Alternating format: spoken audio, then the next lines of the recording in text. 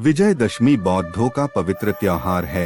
सम्राट अशोक का जन्म ईस्वी पूर्व 304 में पाटलिपुत्र अर्थात पटना में हुआ था तथा मृत्यु पृथ्वी पूर्व 232 पाटलिपुत्र में हुई थी।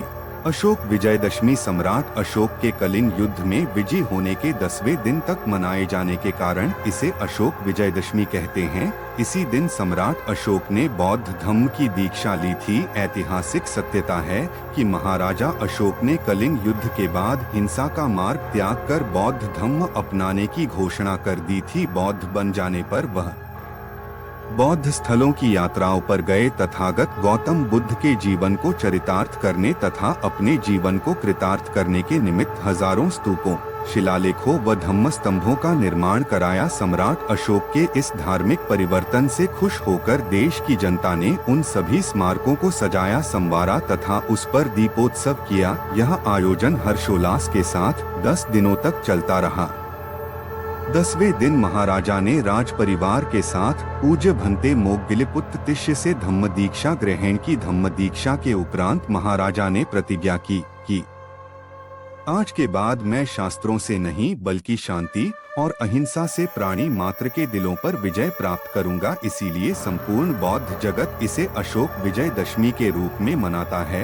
अशोक विजयदशमी के अवसर पर ही 14 अक्टूबर 1956 के दिन डॉक्टर भीमराव रामजी अंबेडकर ने नागपुर की दीक्षा भूमि पर अपने 5 लाख समर्थकों के साथ तथागत भगवान गौतम बुद्ध की शरण में आए और बौद्ध धर्म ग्रहण किया।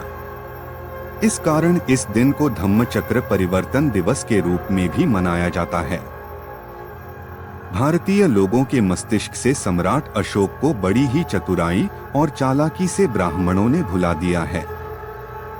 बौद्ध धर्म अर्थात समता, स्वतंत्रता, बंधुत्व और न्याय की शासन पद्धति अर्थात मानव कल्याण की समाज में व्यवस्था नष्ट करने के लिए ब्राह्मणों को अशोक की यादें नष्ट करना बेहद जरूरी था।